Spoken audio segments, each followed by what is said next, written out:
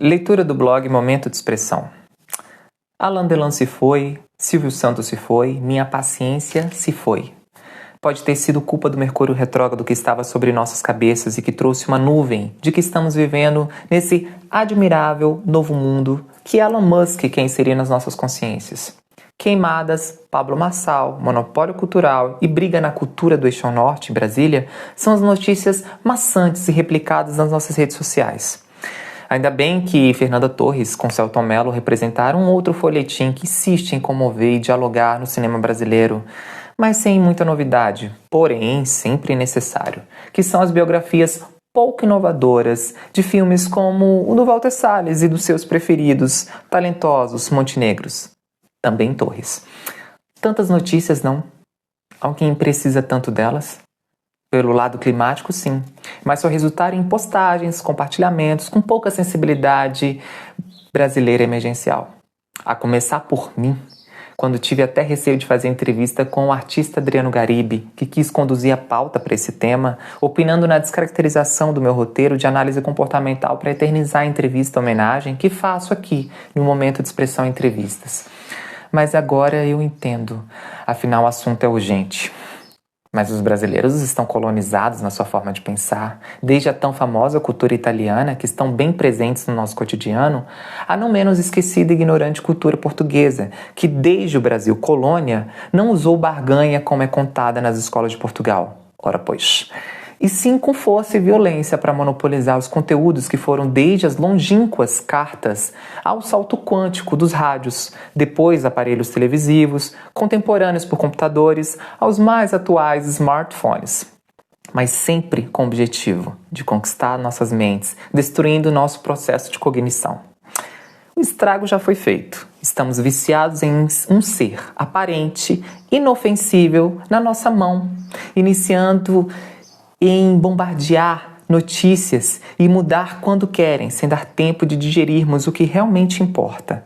E lá vamos nós, curtindo, compartilhando conteúdos e notícias que nos sensibilizam por segundos e depois nos invadimos de outro sentimento da nova notícia da nossa timeline, baseados nos novos códigos de linguagem, agora a fotografia, para nos entorpecer o nosso cérebro, sem doses homeopáticas. Quanto mais informação, menos qualidade na informação. Mas isso fazem com a gente desde as campanhas políticas. Aliás, as mídias foram criadas para isso, para controle alienígena da consciência humana. Por que alienígena? Porque não é humano eu dar importância para a morte de um empresário com 93 anos de idade, de outra origem colonizadora, como a dos judeus, apoiador da ditadura e de governos fascistas por dias, e não fomentar a consciência ecológica através de exemplos orgânicos que são quase como anjos, em forma de pessoas que estão lutando para a preservação do meio ambiente, como Sebastião e Lélia Salgado, e a nossa necessária Marina Silva. Sem parcimônia com seu inquestionável talento para fazer dinheiro, o senhor Abravanel promovia uma democracia na união das emissoras com seu troféu imprensa. Porém, a nossa realidade como país de terceiro mundo colonizado precisa do verde e necessita urgentemente de uma economia sustentável para minha geração, até porque não sabemos se haverá uma próxima.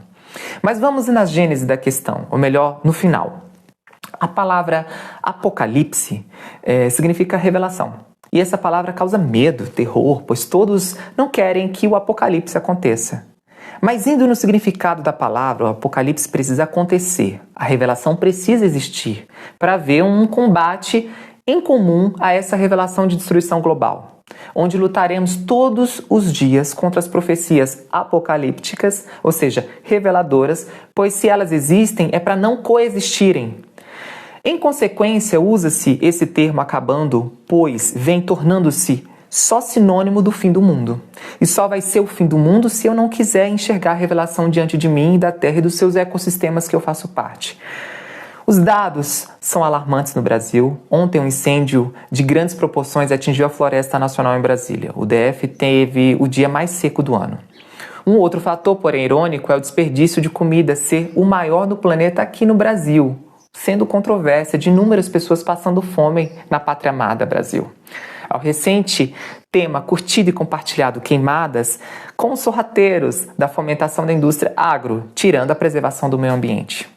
Sebastião Salgado não teve tanta visibilidade midiática como fundador da SBT, mas ele ensinou que reflorestar é mais do que um conceito externo. Ele começa dentro de nós, ao mapear áreas escuras assombradas com medo de uma palavra, apocalipse, para um reflorestar orgânico, ativando nossa cosmovisão nas relações humanas e os papéis dos indivíduos e o seu próprio na sociedade.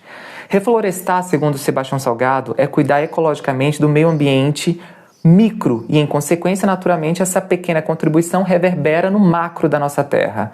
Um jardim que outrora foi o Éden, que hoje só dependerá de você a usar as tecnologias, ou pelo menos enquanto elas existirem, para fomentar um mundo completo na dimensão que, assim como o Beatles profetizou no seu homônimo Imagine. Blog Momento de Expressão com Bruno Finazzi.